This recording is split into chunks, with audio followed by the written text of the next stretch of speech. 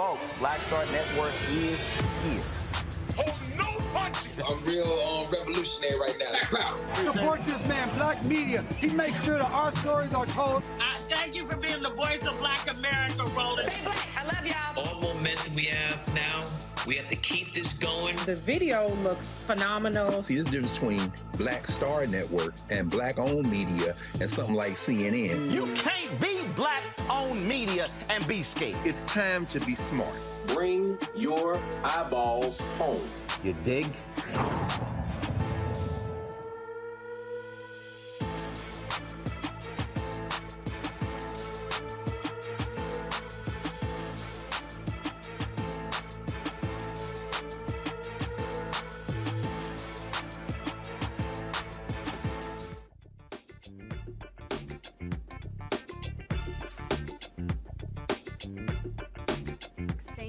2022. I am Monique Presley, filling in for Roland Martin. Here's what's coming up on Roland Martin Unfiltered, streaming live on the Black Star Network. We will examine the Biden-Harris administration's progress and whether they fulfilled campaign promises. Governor Greg Abbott sends more migrants to Democrat-led cities. Nevada Attorney General Aaron Ford will stop by fresh off his election win. And we're featuring the first ever Black-owned streaming animation network in tonight's Tech Talk segment. Oh, and also, there's this guy from Florida who says he's running for president again. It's time to bring the funk on Roland Martin Unfiltered, streaming live on the Black Star Network. Let's go. He's got it. Whatever the miss, he's on it. Whatever it is, he's got the scoop, the fact, the find. And when it breaks, he's right on time and it's rolling. Best believe he's knowing. Putting it down from sports to news to politics. With entertainment just for kicks, he's rolling. Yeah, it's on go, roll, y'all. Yeah, it's Roland Martin, yeah. Rolling with Roland now. He's funky, he's fresh, he's real, the best, you know he's Roland Martin.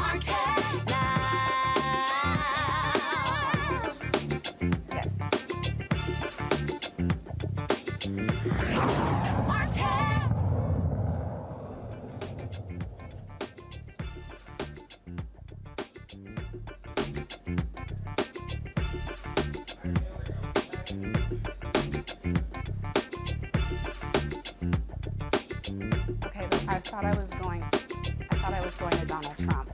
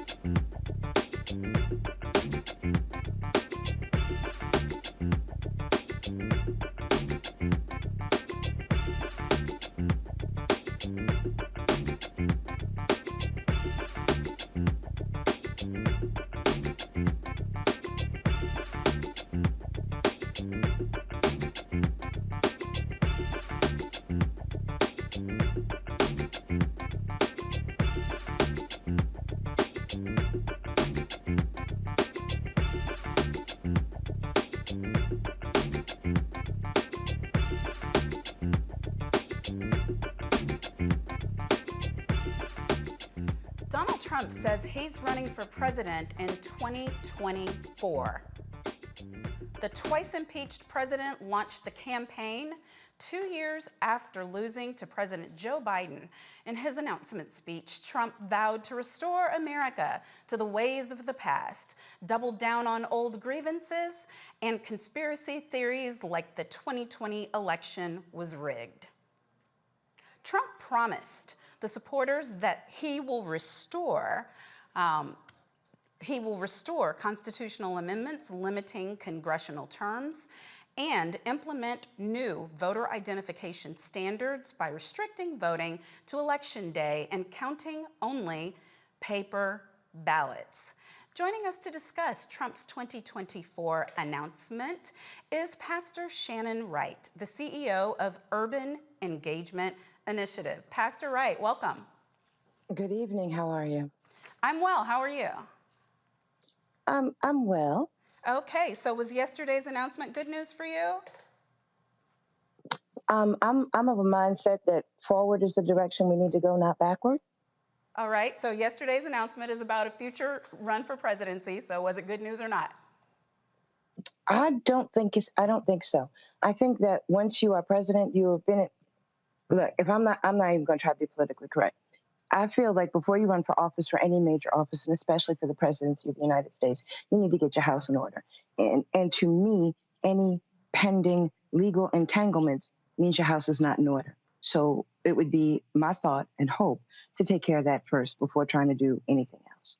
Okay, so were you, and correct me if I'm wrong, but I thought during President Trump's administration, you were a supporter, not just a conservative or a member of the Republican Party, but a supporter of his presidency. Is that correct? So it's interesting. I liked a lot of the things that President Trump did. I just don't like a lot of the things President Trump said. I've read a lot of folks over the last couple of years. On you were a supporter of his presidency or a no?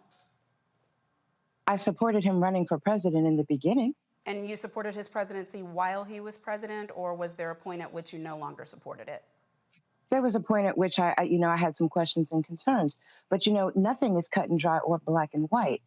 I've talked to a lot of folks on both sides of the political spectrum, and a lot of Democrats tell me, socially they're Democratic, but their money is Republican. So right, I think, but I mean, whatever it is the Democrats are doing, we're just on President Trump and the Republicans, and he right now, I believe, is still considered the head of the GOP, and you are still a member of that party, correct? I am, and I intend to be, and he is not the head of the party. The chairwoman is. But all right. So Ronna is the head of the party. That's the way that goes, yes. All right. So if that's the way that goes, then why is everyone still pledging fealty to President Trump? If she's been the head of the party in the past 2 years since he left office, then why do we see people like Kevin McCarthy going down there and kissing the ring and having meetings with him still? Why was he out stumping and supporting these candidates if he is in no position of leadership in the party as the immediate past president of the United States? Okay, so to be in the position you're in, I'm sure you understand that being a past elected does not mean that you are, as some folks call, the de facto head, but there's a chairman of both parties, so let's be clear about that. And it is also practice for former electeds to go out and try and support candidates. I'm sure you're also aware of that. So in my humble opinion, that would be why folks on both sides are out supporting candidates before Election Day. That's not new. Is it the case then that your opinion has changed because he was so miserable at supporting these candidates and getting them elected? I mean, obviously, he's lost as president. He lost the prior midterms before that, and now he's supported candidates, and the ones that he supported who were denying the validity of the past election almost all lost. Do you believe that that's why the Republican Party now is reticent to support him, and that if that hadn't been the case, people would still be lining up behind him? I'd like to think people would be lining up for what's good going forward. In terms of President Trump, he had a personality and a persona that was larger than life, and a lot of people were drawn to that. But you find personalities on both sides, but with regard specifically to him, that personality is larger than life, which in some cases was good, and in a lot of cases it wasn't. I feel that there's a certain... In what ways is his personality good for the country? Excuse me? In what ways was his larger-than-life personality good for the country? When you're president of the United States, you need to look like you got some spine and some backbone. And that takes a little bit of personality to do that, unlike how folks seem to describe the current president as Sleepy Joe. Oh, okay. So you're saying when he was doing things like shaking hands and smiling and trading love letters with dictators, that his larger-than-life personality was what was making that good for the country? Did you hear me say that? I don't believe those are the words that came out of my mouth. We're in the Q&A part of the show. I am asking, that's not what I'm saying. Are you saying that his larger-than-life personality and his semblance of a spine was what helped the country in terms of the way that he interacted with dictators from foreign nations? Well, not when you put in the whole part you just said about writing love letters back and forth to him. I mean, come on, let's be real about this. If you want to make sure that, who was it that said, I'm not even going to go back to that. When you're president of the United States, you want to make sure prevent is better than cure. So sometimes you want to, you want people to be a little bit afraid of what you're going to say and what you're going to do so that they don't actually test you so much. Right. We would not be. Some people would refer to that as chaos. But you also said, and I want to make sure that I'm tracking, I appreciate that reference to chaos, but that's not what I'm referring to. I'm tracking what you're saying. No, I didn't say you were referring to it that way. I'm just saying what you described, where people don't know what's going to come out of your mouth next and they want to be afraid of what you're going to say. I mean, that doesn't sound like stability or consistency or leadership. It sounds like chaos. That's my opinion.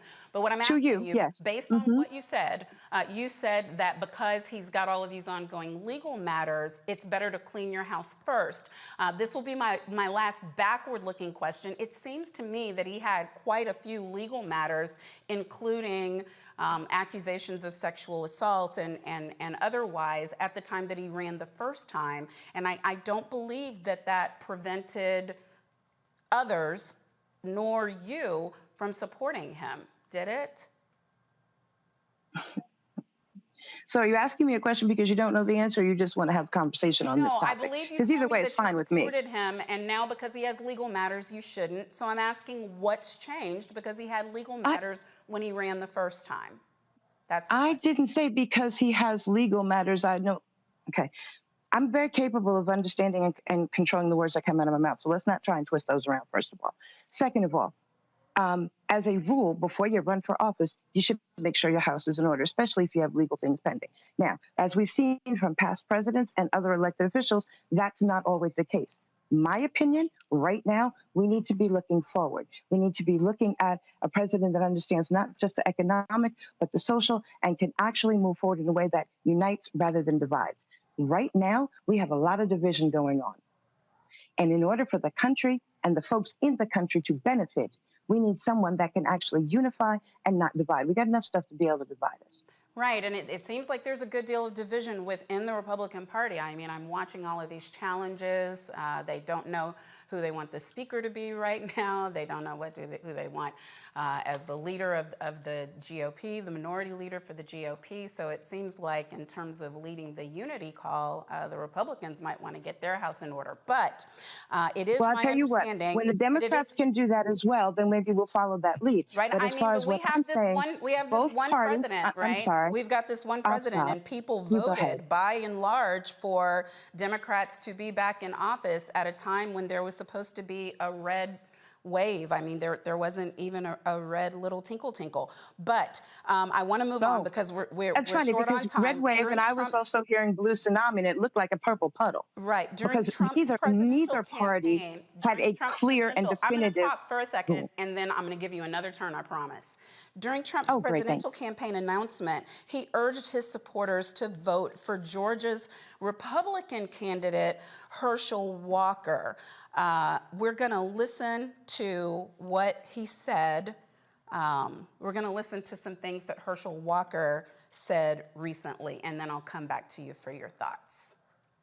Despite the outcome in the Senate, we cannot lose hope, and we must all work very hard for a gentleman and a great person named Herschel Walker, a fabulous human being who loves our country and will be a great United States Senator. Herschel Walker, get out and vote for Herschel, and he deserves it. He was an incredible athlete. He'll be an even better senator. Get out and vote for Herschel Walker. Oh, you ever watch a stupid movie late at night, hoping it's gonna get better, don't get better, but you keep watching it anyway? Because the other night I was watching this movie. I was watching this movie called Freak Night, or some type of night, but it was about vampires. I don't know if you know vampires are cool people, are they not? But I'm gonna tell you something that I found out. A werewolf can kill a vampire. Did you know that? I never knew that, so I didn't want to be a vampire anymore. I wanted to be a werewolf. But then anyway, as I'm watching this movie, and you can tell how stupid it is because it's 1 in the morning. So I'm watching my TV.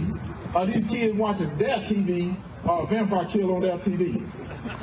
So you know it's kind of stupid, but I'm still watching though. As I'm watching this show, what was funny, these kids had a vampire in their attic at their house. So they was watching their TV. Now I'm watching my TV, they watching their TV, or they see the vampire killer on their TV. So they win this contest to bring this actor. Now y'all gotta stay with me. Bring this actor who's a vampire killer from their TV to get rid of this real life vampire in their attic. So as this actor comes to their home, he got all the right stuff. He got all the right stuff because you gotta have a stake, you gotta have a thing to kill him in the heart. And he got a necklace of garlic, so that worked. I don't know what it does, but it worked. You gotta have a cross, because it burned, I know that worked. And then all of a sudden, this is what was so funny about it. As they're walking through the house, this guy got the holy water. He's blessing the house, this actor. Now he's all fake. He's blessing the house with this holy water. They walked upstairs and this vampire looking real good in this black suit. Whoa, that sounds like Senator Warnock, doesn't it? Looking all good in this black suit. Floated from the ceiling. He floated from the ceiling looking good and cool. And I'm thinking, whoa, they better get out of that house. If somebody float from your ceiling, get out of that house. That's not your house. But as he floated from the ceiling, the kids jumped behind that hero. As they jumped behind that hero, the guy jumped in front of him with this holy water, threw it on the vampire's forehead. He covered his eye. And he took his hand away. He started laughing. And he said, that don't work. He took the cross and put it on the vampire's forehead. And the vampire didn't even do anything. He said, that don't work. And that's the way it is in our life. It doesn't work unless you got faith. It is time for us to have faith. You got to have faith in our fellow brother. You got to have faith in this country. You got to have faith in the elected officials. And right now, that's the reason I'm here. Because God has brought his warrior, and I'm that warrior that y'all been looking for a long time. And I can promise you, as my offensive lineman told me, Herschel, follow me. I'll take you to the promised land. And I'm going to tell y'all right now, you vote for me, I'm going to help us all get to the promised land. God bless you guys. Thank you guys so much. God bless. So, Pastor Wright, without comment, because I wouldn't know what to say about that, do you believe the ends justify the means? First of all, that was a minute and a half of my life I can't get back. And I saw no relevance to running for Senate in that. As far as ends justifying the means, no, because you have a goal to get to, but in the Bible, which is what I look to, that also says indecency and order. And unfortunately, you find indecency and out of order on all sides. So if there's some more specific questions about that you want to ask me, but no, that is not what I would look for in selecting a candidate to represent me or my community or my issues or concerns. So does that mean that you support Reverend Senator Warnock? It means I don't support the other one. And I don't live in Georgia, so it's really irrelevant. Well, no, I mean, it's not irrelevant, right? Because we have people watching right now who are watching and participating with us as we have this conversation, who are capable of I would prefer if there was a third better choice. They are supporting with their funds. They can support by phone banking for either candidate. They can support by going to the state and getting out and knocking doors. There are lots of ways as members of a party or just as citizens. Even youth can support a candidate, whether you get to vote or not. So that's what I'm asking you. I mean, there are only two people running, and one of them's a runner, one of them's a walker. Yes, I'm just a random shout out to Pastor Bryant. But in the middle of it, I'm asking which one you support. I know that you are a Republican, but you obviously have issues with the one that we just heard from. So is there a C option that I'm not aware of? I don't have a horse in that race. Interesting, because one of them is going to come to the United States Senate, and then the Senate is going to do many things that affect people in this whole country. You're saying it doesn't affect you one way or the other? I don't believe those are the words that I said. I believe I don't live in Georgia was the first statement. And the second was, I don't have a horse in that race. Yeah, Very what does that different than mean? what you're saying. What does that mean to you? It means I'm not, really? Okay, I'll break it down for you a little bit further. I don't live in Georgia. I can't vote in that race. I am not in favor. I would prefer a different candidate, but it is not something I have a say or choice, especially since, back to point one, I do not live in Georgia. I do not have a horse in that race. There are other races that I am happy to support, other candidates that are closer to my home state. And I feel that as folks like to say, all politics is local. So for me, my focus in candidates in terms of who I would or would not support or did not support was here in my home state of Maryland.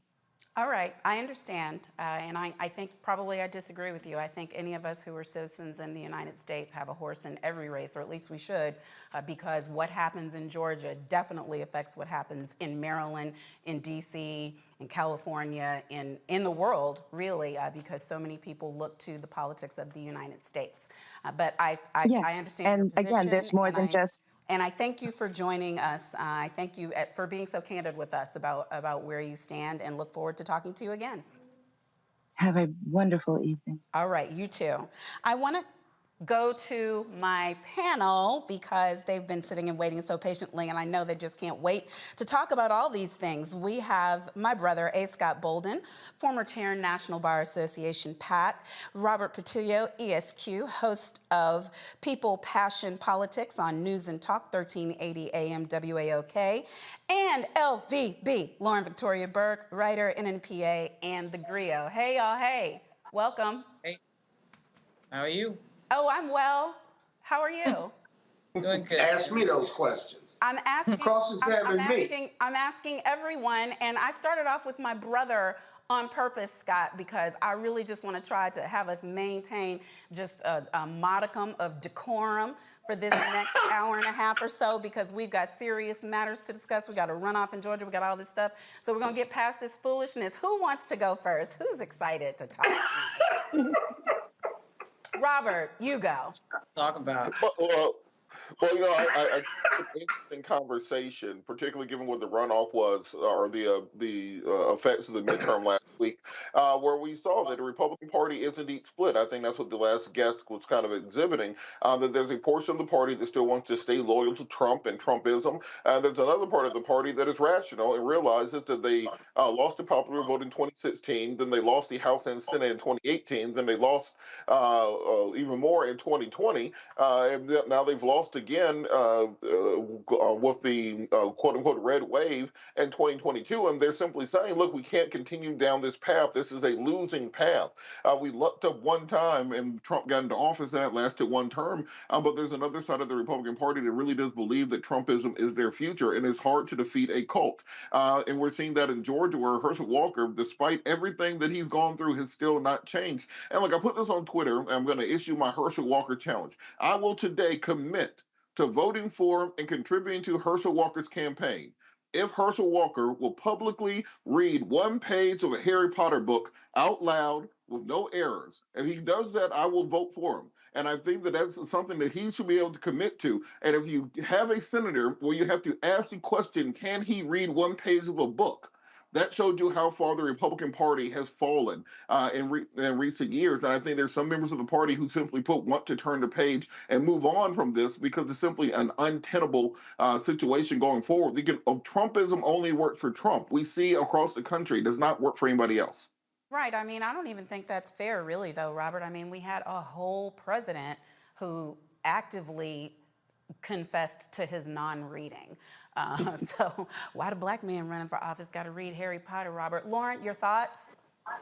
Yeah, I mean, let's not pretend that Herschel Walker is the first stupid person to run for office. We had in that 2010 period with the Tea Party, that's kind of really became a branding period of people running for office that weren't qualified to run for office, really talking about nothing. Most of them left in that now 12-year period. Most of them have gone, but we've got people like Madison Cawthon, we've got people like Lauren Boebert, we've got people like Marjorie Taylor Greene.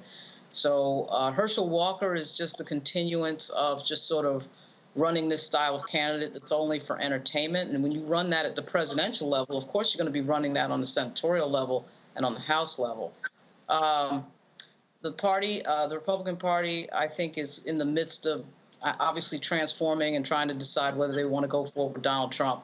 Obviously, if they keep losing elections like we just saw, all these Trump people, all these MAGA who just lost on the midterm, that is the type of thing that will change, that will obviously turn them in another direction. There's nothing that turns a party in another direction quicker than losing elections. And, you know, Mitch McConnell, it turns out, who was elected again today as a leader in the U.S. Senate, turns out he was right about his intuition that, you know, running terrible candidates that don't know what they're talking about is going to be a problem. It's going to catch up with the party, and it did catch up with the party. And it's more than just sort of Larry Hogan and those types of Republicans who are against Donald Trump. It's other Republicans sitting out there, and some of them represent the future of the Republican Party, like Winsome Sears, who's lieutenant governor of Virginia right now, is a Republican. Obviously, Ron DeSantis, and frankly, there were three things. What did you think about her whole complete and very quick about face? What do you mean about face? Where was the about face? With the after the losses, you know, it's time for us to move on from Trump, and I mean, in terms of people who were actively, loudly supporting, that to me was a quick about face. No, it wasn't. She was like Tim Scott. She never full-throated was into Donald Trump. I mean, they were never vocally against him in a never Trump way, but they were, you know, remember, Tim Scott ducked out on the Republican convention quietly. He didn't want to necessarily be on the record saying negative things about Donald Trump. They realized who their constituents are, particularly in places like South Carolina. But he was never some big-time Madison Cawthon style Trump fan, and nor was Winsome Sears. So these people represent the future of the party. And speaking of Virginia, I mean, there are three things that have happened now that represent Trumpism having a problem. The first one was Donald Trump losing by 7 million votes to Joe Biden. The second was Glenn Youngkin running in Virginia, total unknown, running against the former governor, Terry McAuliffe, and winning. Without the help of Donald Trump and keeping Donald Trump out of the Commonwealth of Virginia for the entire campaign. And then the third sign that Trumpism has a problem is what just happened last week, where all your Trump candidates lose and your big mouth Trump supporters, you know, Lauren Boebert's like on the edge of losing. She pulled it out. But the problem is that there's clearly a recognition among the voters, particularly your swing voters, that they're not interested in Trumpism and Donald Trump. You saw last night they had to lock the people in the room that wanted to leave early at the announcement. You know, these are the signs that the thing is on the wane. Say nothing of Fox News and New York Post bailing as well. Right. I mean, I loved, as you heard, I quoted the New York Post. I didn't credit them, but I quoted them for the Florida guy who's running for office. That was a nice headline. Any headline that leaves his name out of it is a great headline. I hear everything you're saying, Lauren. I'm just not so sure. Scott, I was reading today where people like Rick Wilson and others are warning sternly that we've been down this road where we think that the door is going to close, that the GOP is going to close the door on Trump before, and then something happens, and within somewhere between 48 to 72 hours, we see everybody backtracking and getting back in line. Are we in for that again, or is this a real turn for them? Well, that's the history. You know, Trump is a three-time loser, and he still controls 50% of the GOP vote in this country. He lost by 7 million votes, but he lost the election, but you still had millions and millions of people that voted for him. So before we start writing the obituary for Trumpism, let's remember that the Trumpism, the power of Trumpism, is not Trump or those who follow Trump in the political piece, in the political power structure of the GOP, but the voters who are slaves to his personality. And so remember this, 95 to 99% of every Republican in the House and Senate voted with Donald Trump despite criticism, voted with him when he was in office for 4 years. And so I'm not going to listen to the rhetoric from the GOP about Donald Trump, including when he led the seditionists or the protesters to attack the Capitol. And we saw GOP leaders saying this was enough and denounced him, and turned around a week or two later and would not vote to impeach him. And so I'm going to watch what the GOP does, not so much what they say. And the rest of us ought to watch too, because I'd count Donald Trump down, but I wouldn't count him out yet until we see political movements, if you will, not political statements. Well, you know, it was important to me. I knew we had to talk about this because it's still considered news, but I wanted to snap us quickly back to reality about what's actually happening with people who are leading the country and doing work for America. So when we come back, we're going to talk about the Biden-Harris administration, their record, what they're doing well, and what they need to improve. We'll be right back after this break on Roland Martin Unfiltered on the Black Star Network. On the next Get Wealthy with me, Deborah Owens, America's Wealth Coach, we talk about the principles of mindset, strategy, and execution. This week, we're adding a fourth, faith. You're going to hear from a mother and daughter duo who are helping thousands of Black women build wealth, all through their faith. You are more than you can ever imagine. Not just obtaining things to show that, but seeing yourself. Making your faith work for you. That's right here on Get Wealthy, only on Black Star Network. Pull up a chair, take your seat at the Black Table with me, Dr. Greg Carr, here on the Black Star Network. Every week, we'll take a deeper dive into the world we're living in. Join the conversation only on the Black Star Network. Hey, yo, Peace World, what's going on? It's the Love King of R&B, Raheem Devon. Hey, I'm Cupid, the maker of the Cupid Shuffle and the Wham Dance. What's going on? This is Tobias Trevelyan. And if you're ready, you are listening to and you are watching Roland Martin Unfiltered.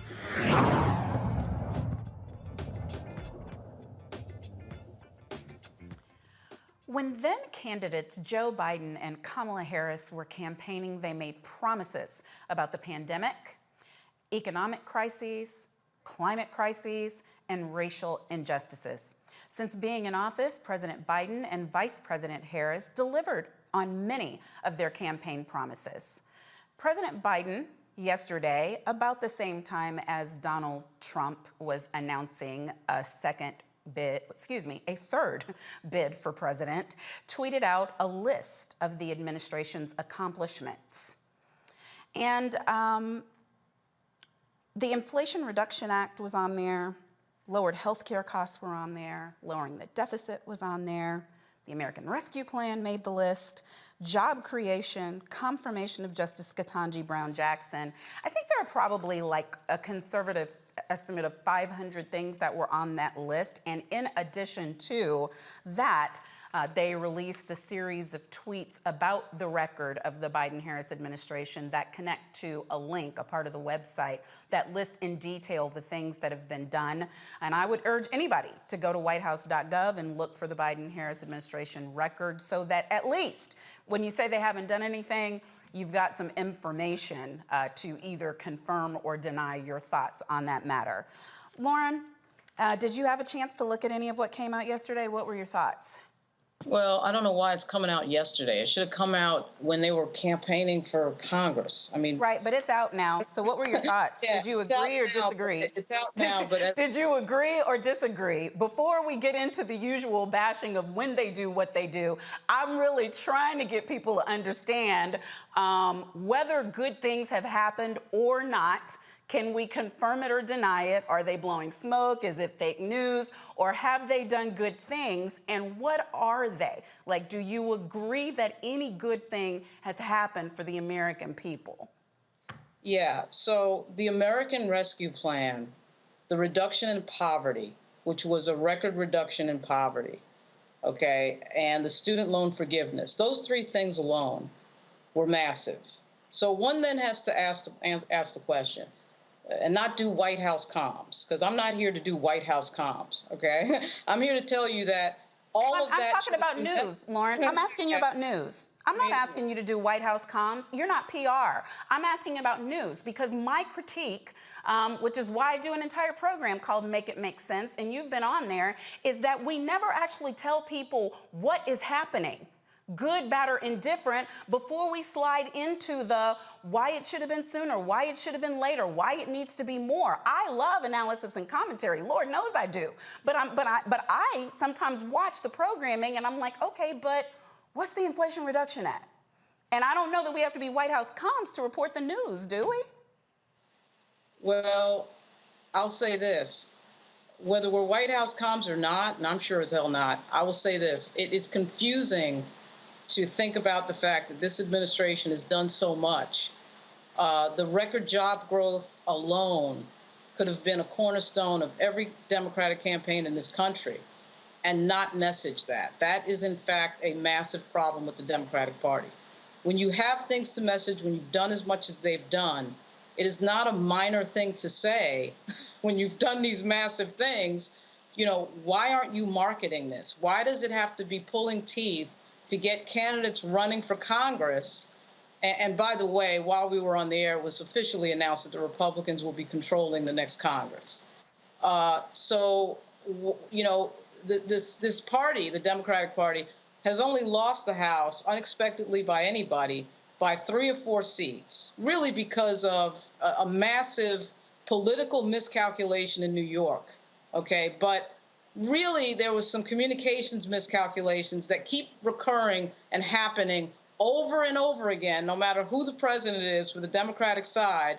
That needs to be discussed. When you have record job growth and you have record numbers in terms of poverty being decreased in this country, these are not minor things that Joe Biden has done. When you put a black woman on the Supreme Court, when you say during the campaign you're going to do that to everybody's shock, and you actually do it, and then that black woman on the Supreme Court argues in favor of not eliminating affirmative action, those are not minor things. Those are major historic things, which is why I'll say again, it is extremely confusing that none of this gets marketed properly, and they barely lose by 3 or 4 seats. And this keeps happening again and again and again and again for the Democratic Party. That makes no sense. Right. You know what, Scott? I hear everything that Lauren's saying, but I'm just wondering if the Americans aren't quite as slow on the uptake as we who are here in the pundit class, the so-called elites, as the way they look at us, even though I don't feel like that at all, that they went out and voted like they had an understanding of what was being done for them. So while I see that the messaging certainly could be better, I'm not going to disagree with Lauren on any of that. I'm just wondering, what does the fact that we came as close as we did in a year when we should have been tanked, what does that really mean in terms of what the voters did and in terms of what the DSCC did, in terms of what the DNC did, in terms of what the administration did? What's the real postmortem on it? Well, a couple things. One, if you've done all these things and you don't want the president to come campaign for you, and they've got a legislative victory record, then, but half of America doesn't know it, what difference does it make then? And if you don't tell them over and over and over again, if every American doesn't get a mailer about those accomplishments versus making me go get them, whose fault is it if the American voter doesn't know? Is that the voter's fault if we don't know about your accomplishments? No. That's the elected officials' fault. That's the first thing. Second of all, we underestimated in some quarters whether inflation and gas prices were going to dominate the political debate and stage. Everyone believed that. But what we didn't realize was that abortion, right, and jobs, right, were a close second and a close third, or rather democracy, was a close second and third. We didn't realize that, but what we also didn't realize that young people and independents care deeply about it. In the last 40 years, under this political circumstance, when you control the White House and you have a midterm, right, independents broke for the party that wasn't in the White House.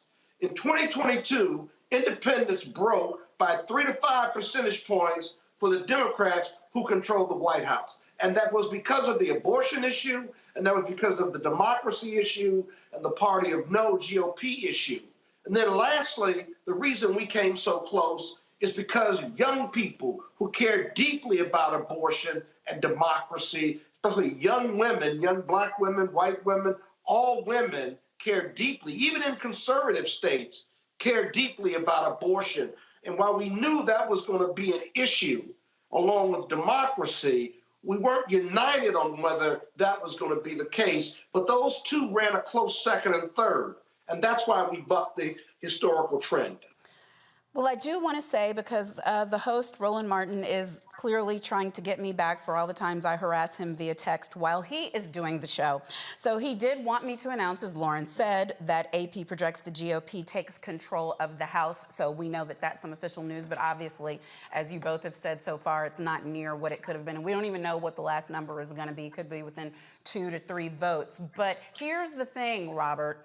When Scott kept saying what we didn't know and what we missed or what we didn't see, there were people on the ground who knew exactly if we had only been listening to them. Because every time I talked to Cliff Albright, he said, y'all are about to see some things. This is not going down the way the people say it's gonna go. When I talked to Stephanie Young from When We All Vote, she said, these young people are enthused and pissed off, and y'all are about to see some things. When I talked to people from Georgia Voters Project, they were saying, I don't think it's gonna be the way that you think it's gonna be, and whatever they're saying about a red wave, we don't care. We're out here on these streets, and these people intend to vote. So is that the problem, or the what is truly missed, Robert, that there are people in front of cameras and people who are doing polls who have zero connection to the people who are actually doing the work and talking to voters every day on the ground?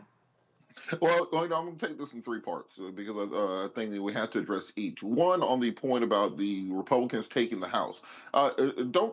Don't think that that's done yet. And the reason I say that is there's a massive battle going on between traditional Republicans in that caucus and the more far right-wing leaning MAGA, ultra-MAGA wing of the party. And whether or not McCarthy thinks he has the votes right now to be speaker, there's a good chance you might have a mutiny among the far right-wing candidates, the Boeberts, the Marjorie Taylor Greens of the world, etc., in a power struggle. So let's let the powder cool down and dry out a little bit on that before we write the epitaph, because these elections are not done when it comes to exactly who will be in the leadership in the House, or whether or not Republicans can build a almost a parliamentary style coalition with the far right wing of the party. Now, on the point about the pollsters, I think we said on this show the week before the election, every poll in this country is wrong. The reason is that the methodology is antiquated. One, they normally call people between 6 and 8 o'clock in the evening. Who's answering the phone there? It's going to be older white people. They call you on your landline phone normally, not on cell phones. So therefore, it's going to skew older and therefore have different results and not pick up on what happens with millennials and Gen Zers. Also, they go by your voting records. When you go into Vote Builder, they show, did you vote in the dog catcher election in 2013? If you're one of those stable voters who votes every election, you become a super voter. And those are the people who they end up polling, which of course skews itself to people who are socioeconomically higher in the market. So it's not going to capture new voters, not going to capture transplant voters, not going to capture Gen Z voters, etc. So this is why we knew that those numbers were not going to be correct on the ground. But the way that you counter that as a political party is making sure that you're actually investing in the grassroots. One thing that we have seen throughout this election cycle, and probably what cost them this majority in the House of Representatives, is the fact that they were not reaching out and giving money to grassroots groups. They could have been paying Monique to go to Ohio and talk to black women voters. You have a large pool. You have a mastery of the information. They could be paying Lauren to go to Oregon and campaign for the Democratic governor there. But instead, they spend so much money on these white consultants groups. Did not spend money, because when they discuss the numbers, they say that they spent more on ground game and on grassroots organizations than they have in recent history. Better don't mean good. I mean, they spent close to $1 billion this campaign, and you had grassroots groups going around Georgia, doing fish fries and shaking hats and begging money to go knock on doors and get T-shirts for volunteers. You can run these commercials into the ground. After your first round of commercials, once you do name identification, everything else is just burning money. And we have to start addressing the fact that this money is not getting to the groups that actually need it. They're actually doing the work on the ground, and that's why you see that Stacey Abrams got fewer votes in 2022 than she got in 2018, because of the the nature of how exactly you are spending that money and what groups you are investing in, you should have a Democratic member of Congress on this show damn near every night of the week, or some elected official. But because they do not respect Black organizations and Black media and do not spend their dollars there the way they're supposed to, you can't be mad when you don't get the results they want on Election Day.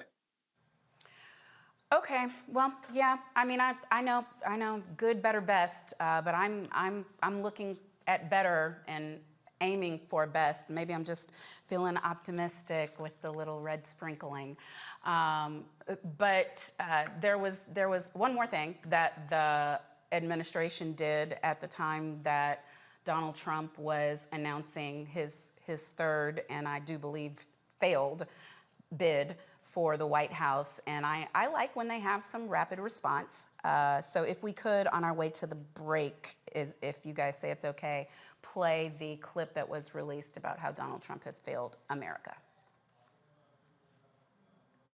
Nobody has ever done what we've done in the last 4 years. Their entire economic plan, tax cuts for the rich and corporations. And record-breaking unemployment. The worst jobs report on record. Trump is the only modern president to leave office with fewer jobs than when he took office. The Trump administration formally asking the Supreme Court to overturn the Affordable Care Act. This could leave up to 23 million Americans without coverage. I hope that they end. It'll be so good if they end. You also had people that were very fine people on both sides. Do you believe in punishment for abortion, yes or no? There has to be some form of punishment. For the woman? Yeah, there has to be some form. And if I win, we will treat those people from January 6th fairly. And if it requires pardons, we will give them pardons.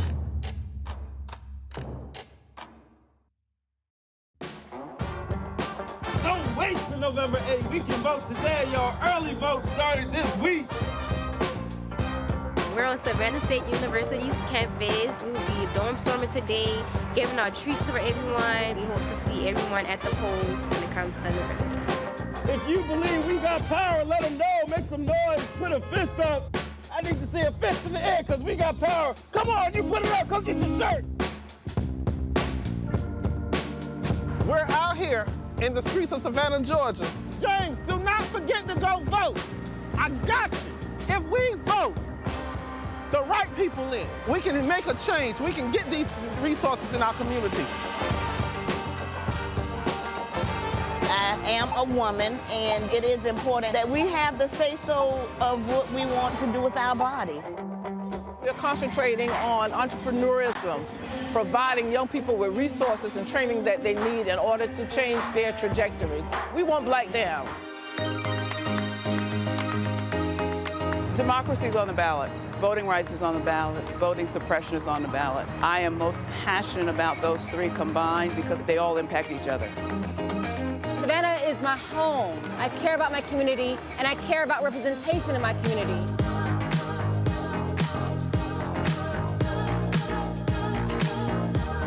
Our voices are still going to be heard no matter what kind of obstacles try to come up against us to stop us from voting. We're still going to be standing our ground. I see the effort that's being made to keep our communities from voting, so that makes me realize it's even more important, because if it wasn't important, they wouldn't be fighting to make sure we couldn't vote. This doesn't stop this year. This is a forever movement. We're going to exert our power as a people, walk in our rightful place. We're going to change our communities, fight for our communities, and build our communities.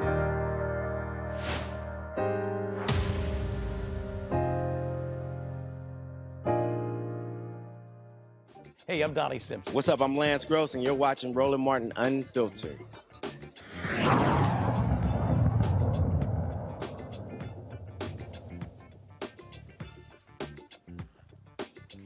Nevada Attorney General Aaron Ford wins a second term. Ford ran against Republican candidate attorney Sigal Shatta, a Republican known for making offensive comments. During his first term, Ford held drug manufacturers responsible for the opioid crisis by securing hundreds of millions of dollars for the state in settlements. He's a big advocate for criminal legal system reform, new laws and limiting no-knock warrants, and He's an advocate for the Attorney General Office authority to pursue pattern and practice investigations into civil rights complaints against police departments. I'm personally very happy to hear that. Fresh off his re-election win, we have Nevada Attorney General Aaron Ford with us to discuss Arizona's 2022 midterm results. Welcome. Hi there. Hi there. Thank you so much for having me. Well, I'm glad to have you, and congratulations. This is when good things happen to good people. So we certainly are glad that, first, that you are winning and that you get more opportunity to do good work. But second, Lord knows, better than the alternative. What can you tell us about what's going on right now in Nevada? Well, listen, we are ecstatic that we were able to receive enough votes to secure a second term here as Attorney General in Nevada. Our job has been justice since the moment I took office. We will continue that job. We were happy to see that Nevadans rejected the person running against me who was woefully unqualified to be Attorney General and certainly wouldn't be one who would have represented the entirety of the Nevada family. So here in Nevada, we feel great and we're ready to get back to work. What things are you looking forward to being able to accomplish this term?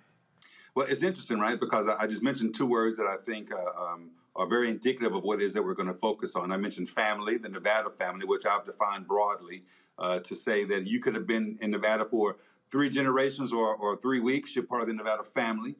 You could be married with 2.5 kids or a single parent with 3 kids. You're part of the Nevada family.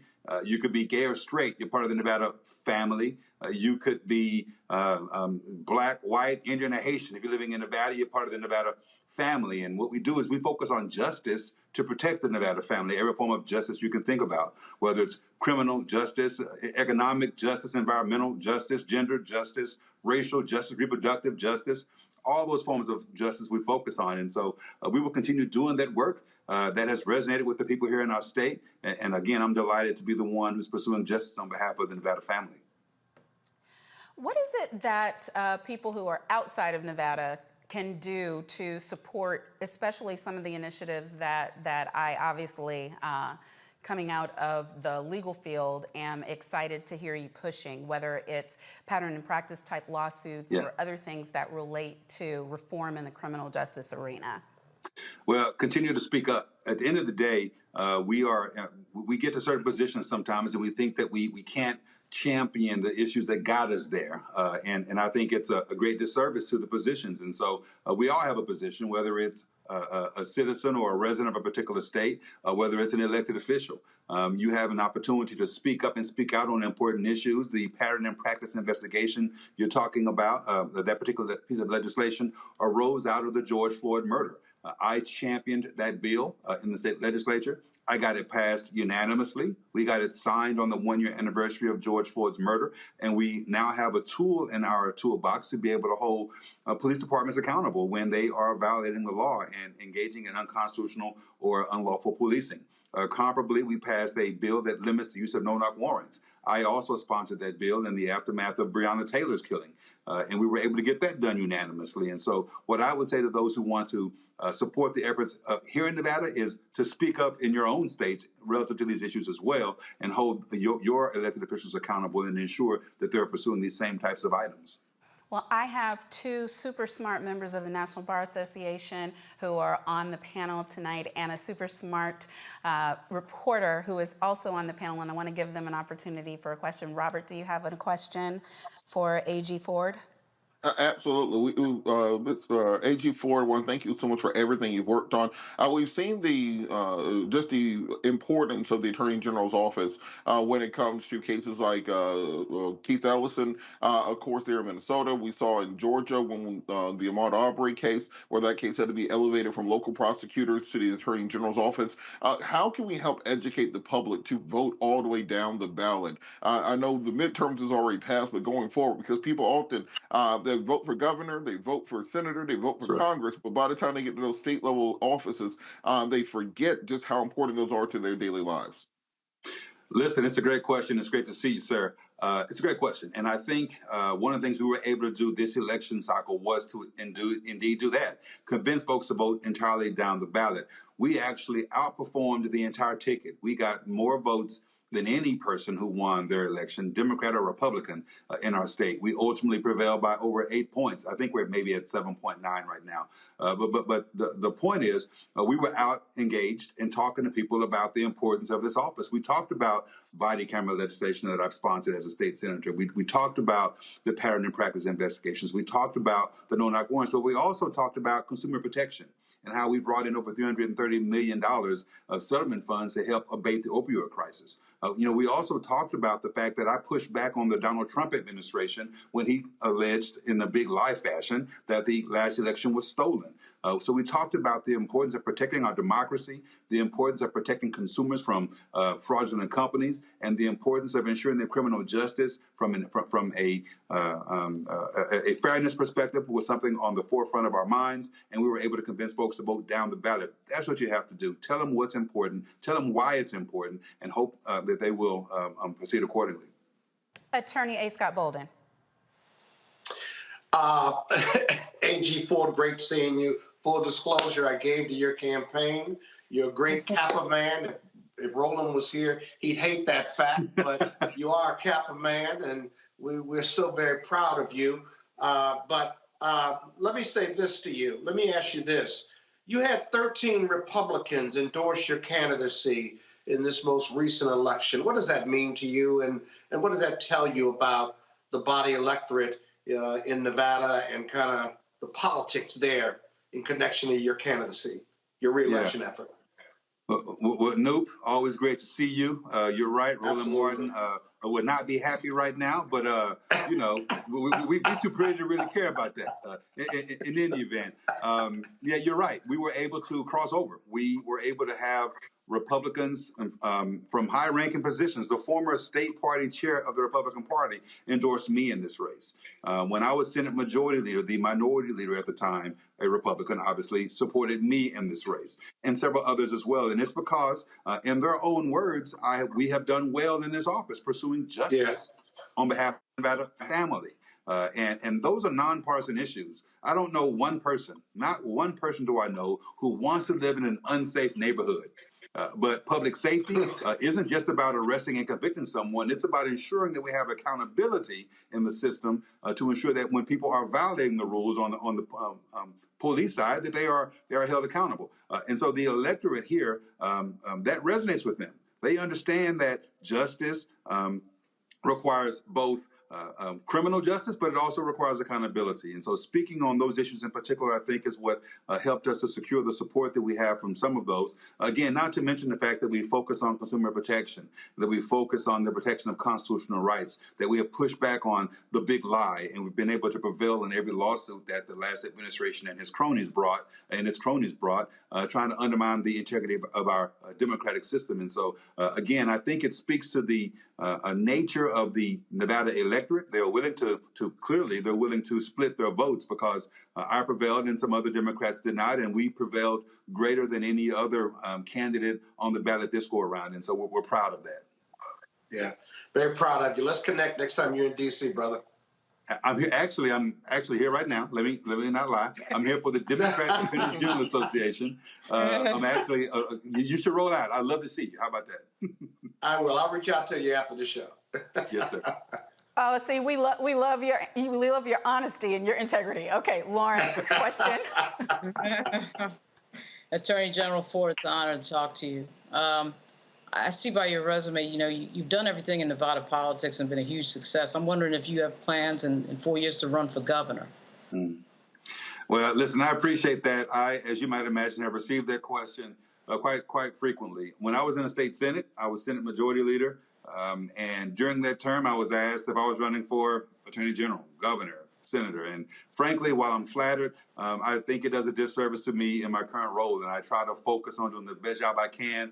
I didn't grow up saying I want to be Attorney General. That wasn't the job description that I had in my mind about what I'd be doing as an adult. But God had a plan. And at the end of the day, I happen to be Attorney General for the state of Nevada. So I'm going to sit back and do my job.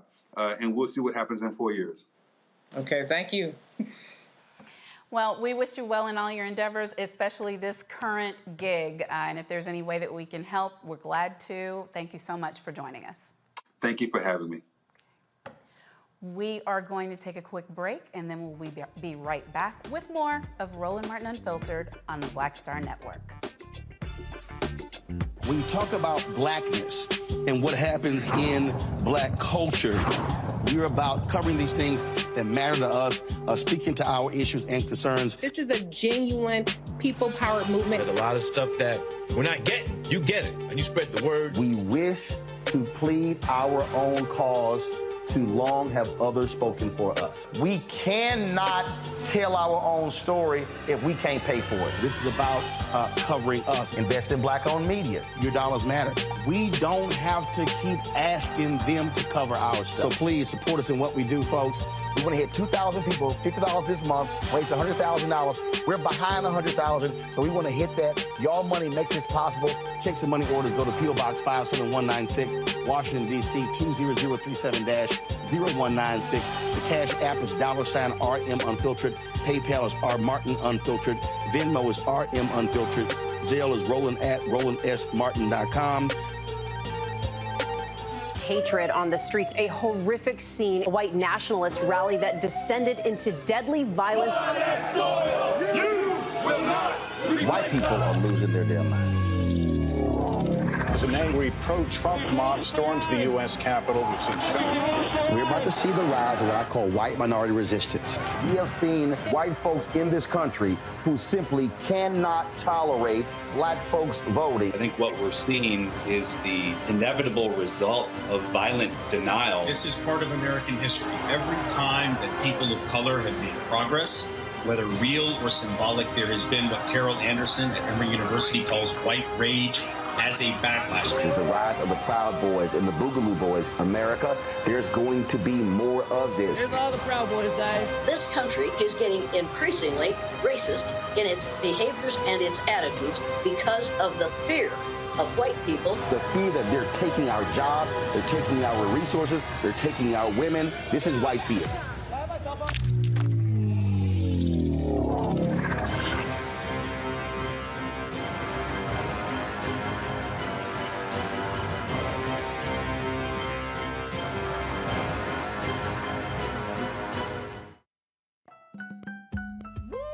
We're all impacted by the culture, whether we know it or not. From politics to music and entertainment, it's a huge part of our lives, and we're going to talk about it every day right here on The Culture with me, Faraji Muhammad, only on the Black Star Network. Hi, I'm Israel Houghton with Israel, a New Breed. What's up, what's up? I'm Dr. Ricky Dillard, the choir master. Hey, yo, Peace World, what's going on? It's Celeb King of R&B, Raheem Devon, and you're watching Roland Martin Unfiltered.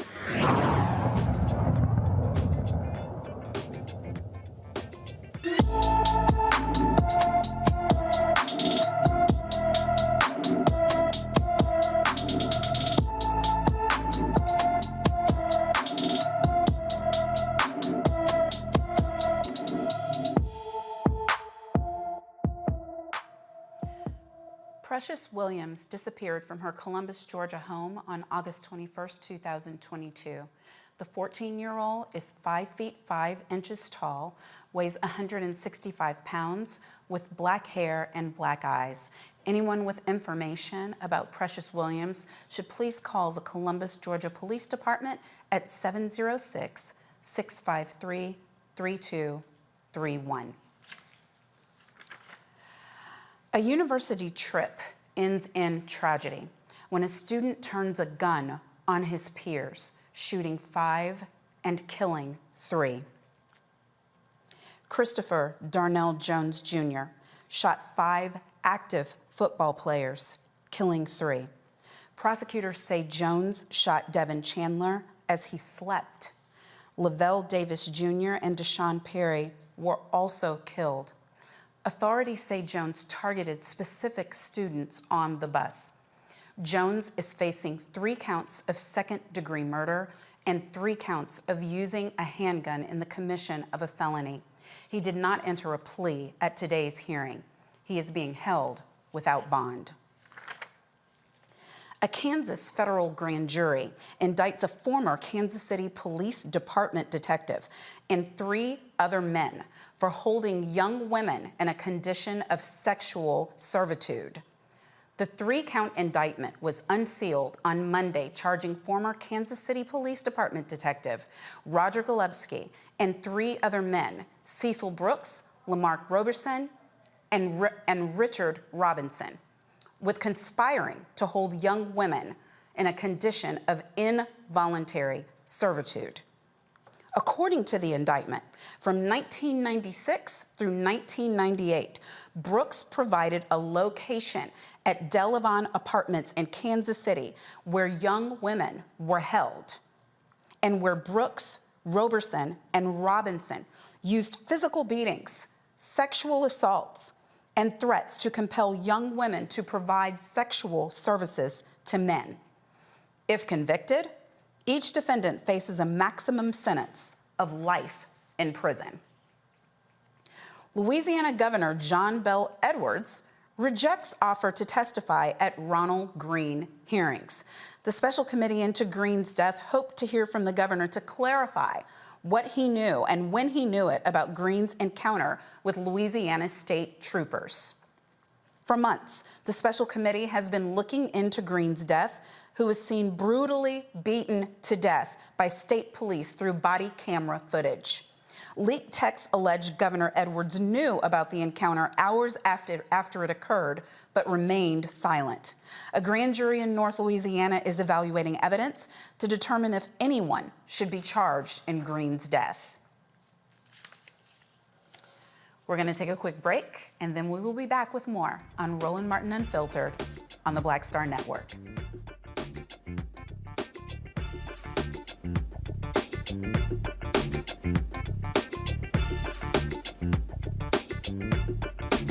On the streets, a horrific scene, a white nationalist rally that descended into deadly violence. White people are losing their damn minds. As an angry pro-Trump mob storms the U.S. Capitol, we've seen shooting. We're about to see the rise of what I call white minority resistance. We have seen white folks in this country who simply cannot tolerate black folks voting. I think what we're seeing is the inevitable result of violent denial. This is part of American history. Every time that people of color have made progress, whether real or symbolic, there has been what Carol Anderson at Emory University calls white rage as a backlash. This is the rise of the Proud Boys and the Boogaloo Boys. America, there's going to be more of this. Here's all the Proud Boys, guys. This country is getting increasingly racist in its behaviors and its attitudes because of the fear of white people. The fear that they're taking our jobs, they're taking our resources, they're taking our women. This is white fear.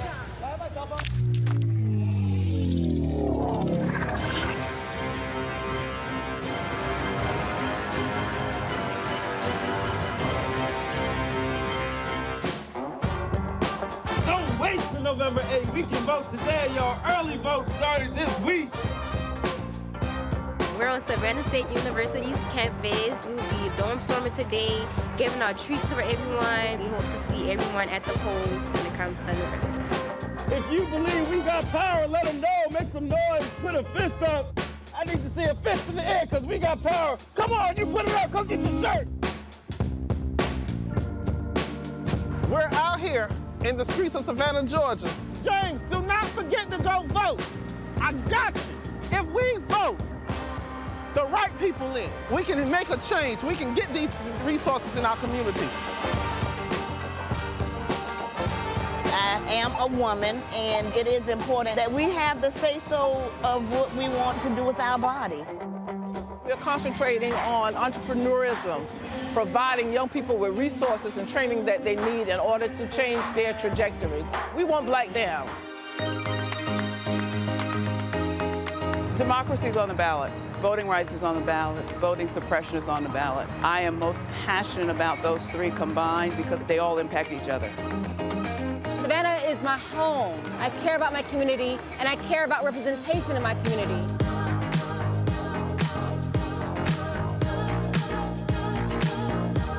Our voices are still going to be heard no matter what kind of obstacles try to come up against us to stop us from voting. We're still going to be standing our ground. I see the effort that's being made to keep our communities from voting, So that makes me realize it's even more important, because if it wasn't important, they wouldn't be fighting to make sure we could vote.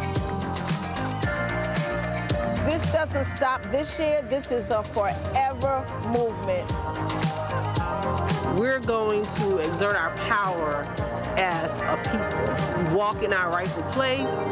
We're going to change our communities, fight for our communities, and build our communities.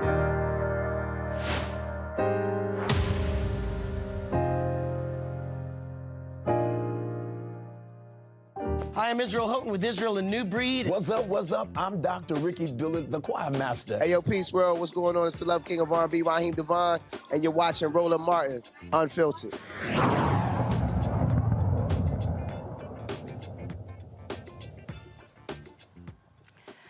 Texas Governor, that's right, still Texas Governor Greg Abbott continues to ship migrants to other cities. 28 migrants arrived in Philadelphia today, including a 10-year-old girl suffering from dehydration and high fever who was immediately taken to a hospital for treatment. Since April, Texas has transported more than 13,000 migrants, humans, to New York, Washington, D.C., and Chicago. Abbott says he's sending the buses to Democratic-led cities to maximize exposure for what he calls inaction by the Biden administration over high numbers of migrants crossing the southern border. Okay, so I want to talk to the smart folks right now. I'll start with you. Scott, what action is there? Because this is hideous, and I know that there are legal organizations that are on the ground in these places working, but is there anything that can be successful in stopping this, especially when these people are showing up and they haven't eaten for days, they're dehydrated, this is cruelty to children? What have we got? Well, the people on the ground are going to assist them on their immigration status and getting them food and shelter as a practical matter. From a federal or state legal matter, you cannot stop this transportation between these states. The individuals, as you said, the human beings, are here and want to seek asylum. As a result, Abbott and other Republican governors, primarily in the South, are doing this because these individuals don't have the rights to protest or contest where they come in, whether it's Texas or California. They certainly can be processed. Their documents that are taken from them most of the time should be given back to them on the immigration laws, but that's hardly ever the case. Many of them are traveling without documents now, but from a legal standpoint, you can't block their transportation. What we can do, though, is to try to process them as quickly as possible and get them situated. That's not going to happen quickly. The system is broken. It's not a Democratic or Republican issue. It is a humanitarian issue. And it doesn't matter whether you build a wall, whether you make great speeches at the border, whether you go down and investigate. We need more immigration judges. We need more immigration personnel to process them. Because think about it. They want what we have in this country, which is essentially the American dream. It may not be perfect for them, but they're running from gang violence, from starvation, from lack of economic opportunity, and are coming here because they seek a better life. Remember, all of us, except African Americans, are immigrants in this country. We're the only group that was forced to come here in chains and slavery. And so as a result, this may be a political ploy, but the best things the mayors of D.C. and New York can do is provide shelter, expedite their paperwork. Many of them are providing classrooms, and they're in school, in public schools, if you will. And it is a burden without the proper coordination between Abbott and Texas and the Democratic cities and the Democratic mayors. I think the New York mayor said it best. He says, listen, if you're going to send them, let's coordinate it. It's not good because you're not helping their situation. You're helping your budget. But let's coordinate when they come, how they come, and how we can all support them as new entrants into this city, into these cities, and give them a pathway towards citizenship, right? Which ultimately would be awesome. But the cruelty is the point. So the coordinating would be human, it would be rational, it would be humane. Right. That's not the point. Robert, do you agree with Scott? Because what I want to know is, what if this child who showed up dehydrated and in need of medical care had died? Was there no cause of action? Is it because she has an adult there who has consented to this travel and then consented, therefore, to the mistreatment? I don't know if she was denied food or denied water or why she was dehydrated and needed the care. So are there no human rights laws, no international laws that are available? And then second, I'm giving you two parts. What now is going to happen in light of the court decision with respect to what we can and cannot do with these people who are seeking asylum? Well, to answer it in two parts, of course, there's international laws that govern this. We see this over in Europe right now, where they have a very similar migrant, what they call problem, from either the Slavic nations and also from Northern Africa, where Italy is refusing to take in ships of individuals from Northern Africa, forcing them to port in France and Spain, because you have similar semi-fascist governments that exist there who want to maintain racial purity, which is really what this is all about. This has nothing to do with immigration. This was a bunch of Norwegians pouring across the southern border. You wouldn't see this. They wouldn't view this as a problem. The fact that it is black and brown people coming across the border is why it's an issue. If President Biden wants to handle this, there's a couple things in play. We already have a solution. It's the same comprehensive immigration reform bill that was brought before Trump in 2018 that Trump walked away from at the last minute, which is very similar to the bill in 2015, the Schumer compromise that was brought to President Biden, where Ted Cruz and the Republicans walked away at the last minute, was very similar to the 2013 bill, all of which provided for security at the border, for a pathway to citizenship, to deal with the dreamers and make permanent residence for DACAs. But Republicans like to campaign on this issue more than they actually like doing anything about it. It's a great campaign issue for them. But if you actually fix the problem, then they have to find something else to talk about. I think President Biden should do a very unorthodox step here if he actually wants to solve this once and for all, which is do exactly what Republicans have accused him of doing: open the border. Simply say that if you come across this border seeking asylum, unilaterally, through the power of the Department of Immigration and Naturalization in this country, will grant you full citizenship to the United States or permanent status to stay here. And then dare Republicans to try to make this a political issue, because once those people are able to claim permanent status in the United States of America, now they can apply for jobs. Now they can actually enter society. We don't have enough immigration judges right now to process the close to 15 million illegal immigrants who are here in this country. So we can't find a solution, cannot find a compromise.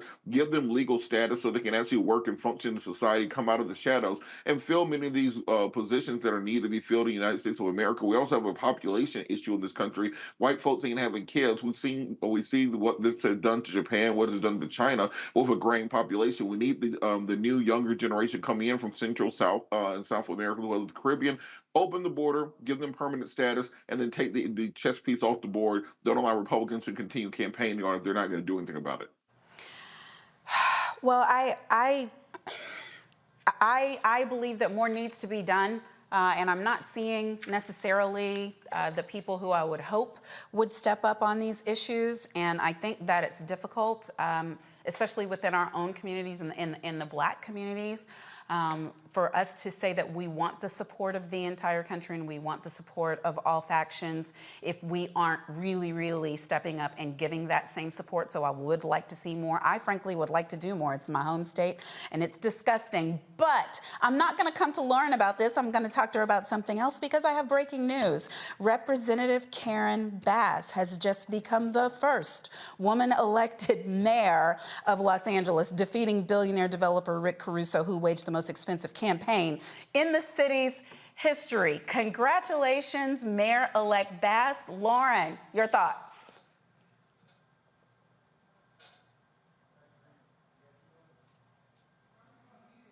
You're on mute, Lauren. Oh, sorry about that. Well, obviously, it's a historic victory. It's also an amazing example of how who spends the most money a lot of times in these races doesn't necessarily matter. You know, Caruso spent a lot more money than Bass, and Bass won. So This is one of the many races that we've been sort of sitting around looking at and waiting to see the results of, and so many of these races have come in late. And that Bass came out on top, I think was sort of known a few days ago when they had all the votes coming in from Los Angeles, and she'd been 30,000 ahead. But before that, it was really even, and actually Caruso was ahead for most of it. So it is obviously a historic victory for her. Yeah, and to me, it's a as you said, the people always think that the more money you can just pour money, but it looks like they were spending good money after bad on this race. 6-term Congresswoman, former local and state official, so she obviously was a known entity, and that ended up mattering in Los Angeles. But to me, it also matters because, you know, Scott, some people sat down on her. First of all, she was given a hard time for making this decision, and people were telling her she couldn't win. But then as it was happening, people really were sitting on their hands, and I think they're going to live to regret that. Well, she's got to make them pay for it now. How sweet it is. To the victor, to the victor goes the spoils. I mean, that's what politics is all about. But I think there's another message in this, that Los Angeles is one of the most diverse cities, one of the most challenged cities in the U.S. with their homeless issue, and they are probably the most diversified city in the country. And this African-American woman, this seasoned politician, was able to build a coalition of black, brown, white, yellow, and others, right, to build a coalition to win. Not just black people voting for her, or not just Latinos voting for her opponent, but a coalition. And it's really a celebration of diversity of the city, but also a celebration of her commitment and community service and her leadership. Now the real work begins. Can she build that and keep that coalition? But more importantly, can she make Los Angeles a better place for all of them? She'll need a lot of help. And certainly Roland, you and I and others on the panel need to be very supportive of her, because what happens in LA matters to us in D.C. and Maryland and Virginia and elsewhere. It really does. And she's a terrific lady, a terrific leader, and I celebrate her victory with her from D.C.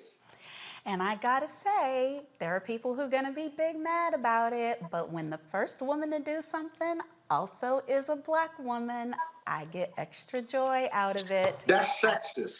That's sexist. Trend. It makes black men feel like we're under attack. That's sexist. A trend. We're going to take a break right now because Scott needs one. And when we come back, we will have more winning with black women, more joy, more politics, more news, etc., so on. Roland Martin Unfiltered on the Black Star Network. Be right back. On the next A Balanced Life with me, Dr. Jackie, we meet Ricky Fairley. She was given a death sentence by her doctor 11 years ago. But for Ricky, giving up was not an option. She declared war on her disease, turned her entire life upside down, and won the battle. I know that God left me here to do this work. And when you talk about faith, faith is what got me through. I mean, I had to relinquish my faith and give my life to God and say, okay, God, what have you got for me? And He gave me my purpose. And that's why I'm here. Her amazing story of strength, balance, and survival here on A Balanced Life with Dr. Jackie on Black Star Network. When you talk about blackness and what happens in black culture, we're about covering these things that matter to us, speaking to our issues and concerns. This is a genuine people-powered movement. There's a lot of stuff that we're not getting. You get it, and you spread the word. We wish to plead our own cause. Too long have others spoken for us. We cannot tell our own story if we can't pay for it. This is about covering us. Invest in black-owned media. Your dollars matter. We don't have to keep asking them to cover our stuff. So please support us in what we do, folks.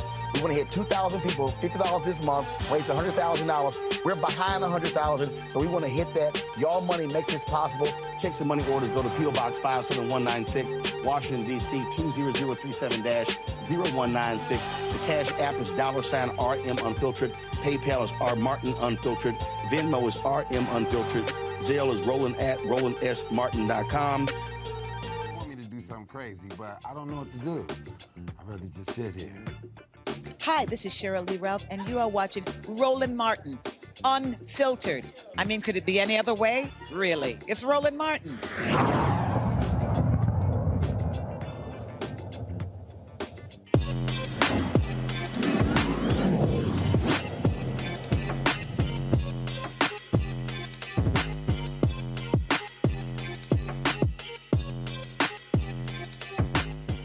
We all grew up watching cartoons and remembering how unrepresented Blackness was in animation.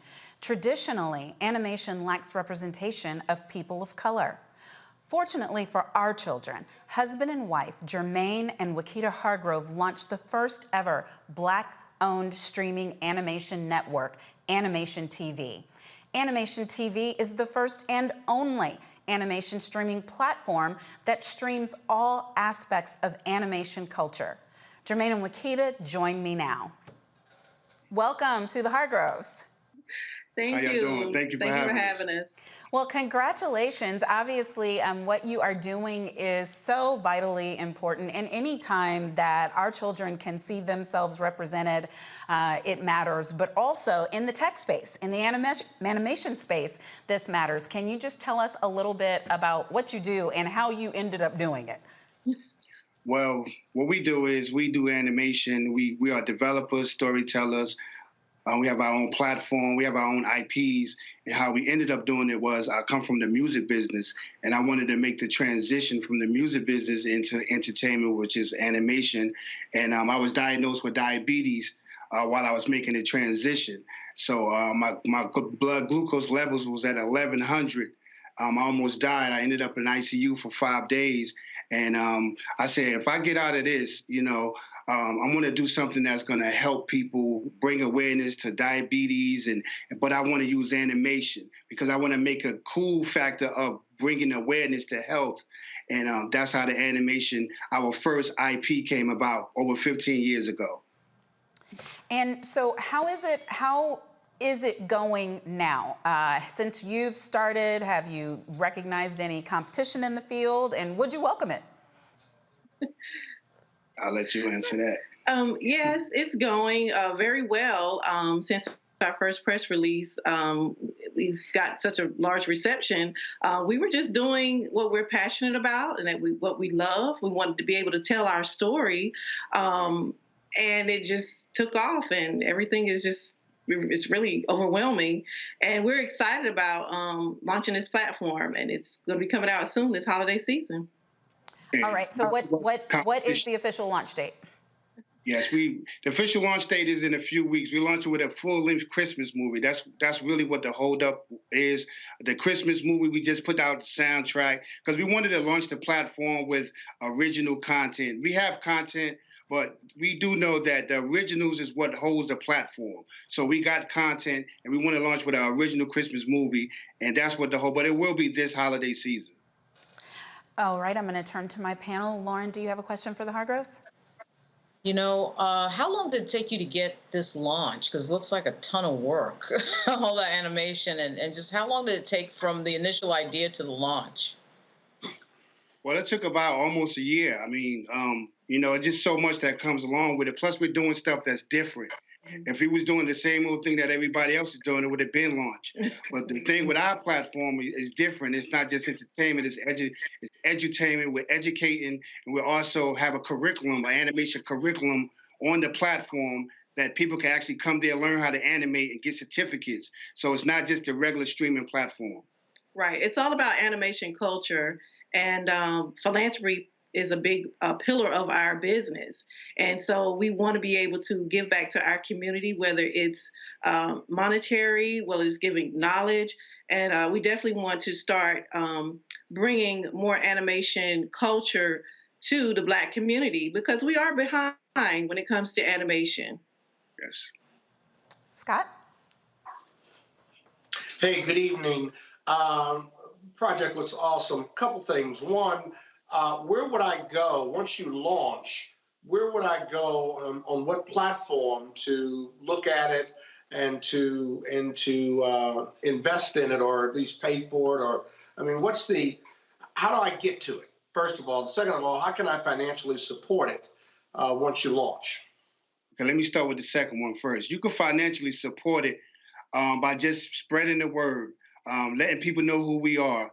The first question, it's gonna be next to just about every other platform. We're gonna be in all the digital platforms where I don't want to name their names, but we're gonna be next to them where you could download them. But the only thing with us, we're not subscription based. We're free. We're ad generated. So we want the underserved community. We don't want no. Do I have to pay this subscription every month? No, I'm going to cut it off, and then the child be mad. So we want it to be free for everywhere. It's going to be free for everybody. So it'll be in all the digital platforms for download. Okay. Smart TVs as well. Mm-hmm. Terrific. I can see this working really well pre-Christmas versus after Christmas. It'd be awesome. Yes. Robert? So what's the growth plan for this? You know, there's a lot of competition in the market. There's a lot of free content out there on platforms like everything from Facebook to TikTok. I think a lot of people have just kind of, since the pandemic, defaulted to handing their kid a tablet and just letting them go to town. How do you make sure this gets in front of and kind of supplants many of those other sources for animated education when it comes to our young people?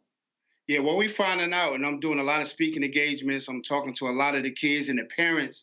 A lot of the kids are interested in animation but don't know how to get into it. So our growth plan is we want to educate while they're on the site. Yeah, see, the thing about it is a lot of people say, who is our competition? We don't really have any competition. We have originals. We have, but a lot of the platforms is arguing over the content. I want it over here. I want it over there. We have our own originals. We know that's what's going to hold the platform. But the thing about it is we're going to teach the children that want to learn, the kids that want to learn, so they could come to our site. They can't go to any of these other sites and learn the curriculum. So they're going to come here. This is for the whole household. It's not, and that's why I'm glad we're doing this, because a lot of people think this is a kids thing. We're all ages. We have adult animation. We have kids. We have stuff for teens. We have the comic book audience. We have the superhero audience. We have all ages. So that's our growth plan, to get the whole household involved in this particular app. Yes. Well, we certainly wish you the best with this endeavor, and it just, as I said, means so much. Hope that everyone will be watching and enjoying and learning once you launch. Thanks for joining us. Thank you. Thank you. All right, everybody, we got a little bit of business left before we get to the end of the show, and that is Georgia, which I know everybody on my panel will want to make sure we do not ignore, not even for one show. The Georgia runoff is in 21 days, and Georgia voters will now have more voting access due to Georgia Youth Justice Coalition and the ACLU. Voters will now be able to vote early at Georgia Tech's campus at the First Center from November 28th to November 30th, and Morehouse will have 3 days of early voting on campus. The Warnock campaign and the Georgia Democratic Party filed a lawsuit yesterday to stop a Saturday voting ban that prevents voters from voting 2 days before and after a holiday. And I just want to be clear before I go to the panel, in case you are under a rock and you do not know what I am talking about. I am talking about the runoff for the election for the senator for Georgia between Senator Reverend Warnock and Herschel Walker. That's what we're talking about. The election, just gave you the dates for your early voting. The actual voting is December 6th. That's the last day for you to make your voice heard. Robert, you're in Georgia. What you got? Well, this is crucial. I think that what we've seen is that not only is the Senate being held by Democrats, but now they have once probably in a generation opportunity if they pick up the seat or they hold on to the seat that Reverend Warnock currently holds, and they'll have a 51-49 majority in the Senate, which means that Joe Manchin's vote is effectively canceled out. So think about everything that happened in the last 2 years where we said, well, if it wasn't for Manchin and Sinema, we would have got something done. Well, now Warnock, if you add him in there, now he can counteract that Manchin vote, and we can actually start getting things done. You can push through that giant reconciliation bill that you wanted to do. You can push through things like voting rights and criminal justice reform. So this is a crucial race, and that's why Republicans are doing everything in their power to stop people from voting. As I mentioned earlier, Democrats got more votes in the 2018 election cycle than they did in the 2022 election cycle. That's a result of Senate Bill 202 that was passed, the voter suppression bill. We said that bill would result result in voter suppression, that bill resulted in nearly 200,000 vote drop for Democrats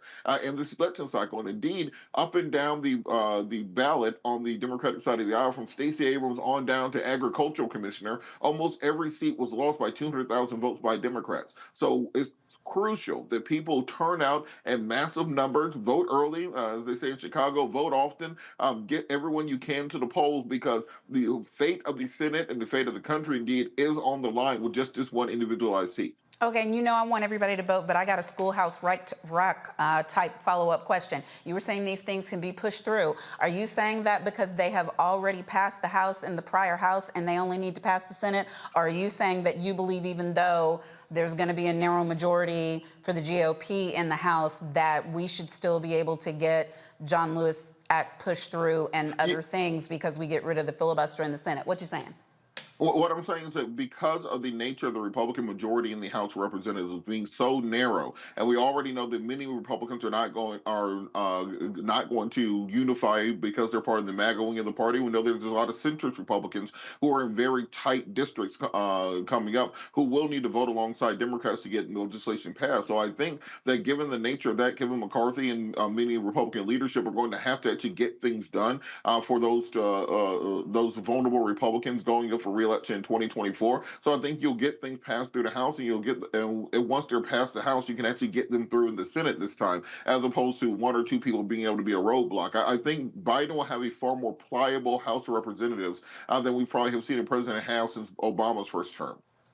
So, Lauren, even if we get Manchin on mute by successfully holding on to Georgia, we've still got this Sinema situation. There are people saying, because she is in so much trouble for her next election, that this would be a good opportunity for her to be given a chance to ride off into the political appointment sunset with some cushy ambassadorship or something like that, and let someone get appointed to be in the remainder of her term. What are your thoughts? Could that work? I doubt it. I think that the most important thing that Biden will be able to do at 51-49 is judges. And even though Sinema has been difficult on a lot of issues, she hasn't necessarily been difficult always on judges. Manchin, I think, just liked the attention and was addicted to the attention. So no matter what issue came up, he tried to make it about himself. I think Robert Patillo is thinking way too logically, as usual, with his extremely smart commentary on what Kevin McCarthy would do. But I have to disagree a little bit on that. I think that the Republican Party in the House is not interested at all in policy. They're not interested in helping their candidates. They're interested in the spectacle. And the spectacle is likely to be investigating Hunter Biden and Joe Biden and talking about impeachment and not doing anything regarding policy. Although what Robert says is totally logical from a political standpoint. This is a party that has shown it is not interested in governance, is not interested in policy, is not interested in anything but spectacle. That's why you saw those people being shipped to New York, from Texas. They're not interested in the details of policy. When Trump was president, they weren't interested in the details of immigration policy. They're not going to be interested now. But at 51-49, there's a lot of things that can happen because you just take Manchin off the table. Manchin had just become, I think, again, too addicted to his own attention. And I do think that I'm talking as if, of course, Warnock is just going to win. I mean, I do think that he will end up winning without Governor Kemp on the ballot with the both of them, because I just think that the grassroots and ground activity that Stacey Abrams invented in terms of getting your base out will work again in Warnock's favor against somebody who's clearly unqualified to be a United States senator in a very glaring way. There's clearly other people who are unqualified to be U.S. senators who are U.S. senators, but this is a particularly stark example in Herschel Walker. So I do think that Warnock will end up with more votes in 21 days. Ooh, yes, your lips to God's ears, and God's ears being the ears that speak to the voters and say, go vote. Scott, I agree with everything Lauren said. And of course, I believe we should run the table on judges. But about this GOP, Is there nothing that you think could persuade them, look, what you're doing, the spectacle that Lauren talked about, you're losing, cats? I mean, it's not working. People are over it. They're over you. Like, what is it that could get that message across so that we could maybe have a really fruitful so-called lame duck session? Well, I think the one factor that I would add that's not the GOP, before I answer your question, is if Sinema stays in that position, she's up for re-election in 2 years.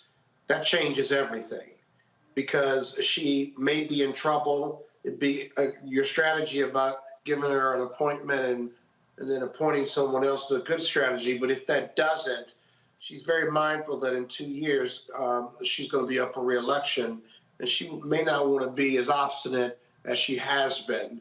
That's a possibility. Secondly, we've got 2 years to work with the GOP on the House side. And in 2 years, it all matters. The only thing that matters is what Trump's going to do or not do. Does he get indicted by a special prosecutor? Does he lose? Or is he behind in the polls? Does he have a grip on the GOP? Not the Freedom Caucus, but the other GOP members. You see, if Trump becomes a non-factor, and it's a possibility, then you could have a working coalition or a new coalition or caucus with moderate Republicans and moderate Democrats to get something done. If you get that type of caucus going on with moderate Republicans and moderate Democrats, now you got a way to work through that slim majority. And then lastly, who's going to have the most leverage in the House? Is it going to be moderate Republicans or the Freedom Caucus members? And they're going to jockey and fight early on for some early wins or obstructionist wins to determine which one of those groups is going to be the hardest to leverage. And then we're going to learn, and then we're going to figure out how to win. And if the Democrats are smart, that's exactly what they'll do. Let the Republicans implode, pick off a few, and keep it moving. Well, see, Scott, because you're my brother and because Roland is not here, I'm giving you the last word. It'll never happen again. Yes, you. Oh, that was yeah. it. You got the last word. No, and see, there it is. That's your last word. But our final story of the night, and I'm not going to call it sad news because when you're 113, it can't be sad. But we have lost viral sensation and beloved centenarian Virginia McLaurin. She passed away on Monday at 113 years of age after spending, I've lost what she was spending, after spending several days in hospice care. But McLaurin was a longtime D.C. resident, and she was born in 1909 to sharecroppers in South Carolina. She moved to D.C. in 1939 after her husband died. McLaurin became a community advocate as she volunteered at D.C. schools through mentoring and tutoring. She was a devoted foster parent and tenant leader. We all remember probably McLaurin going viral, Ms. McLaurin going viral after 2016 when she was invited to the White House at the age of 106. She got a chance to fulfill a dream of going to the White House and meeting and dancing with President Barack Obama and First Lady Michelle Obama. Ms. McLaurin told the Washington Post that meeting the president and First Lady was the joy of her entire life and that she could die smiling now. And what I'm going to take from that is we have to celebrate when we win. And she got to experience something she never thought she would. And what did she do with that opportunity? She brought all her joy into it and danced. So we have some things to dance about tonight. I'm dancing about Karen Bass. I'm dancing about us being on the brink of democracy and democracy winning and the voters winning. That's what happened this election. And that's all I have for tonight. Roland Martin will be right back with you tomorrow. But if you want to see me tomorrow, you can on Make It Make Sense with Monique Presley on IG Live, noon Eastern, Monday through Friday. That's all. Thank you for joining us. Roland Martin Unfiltered on the Black Star Network. Bye-bye.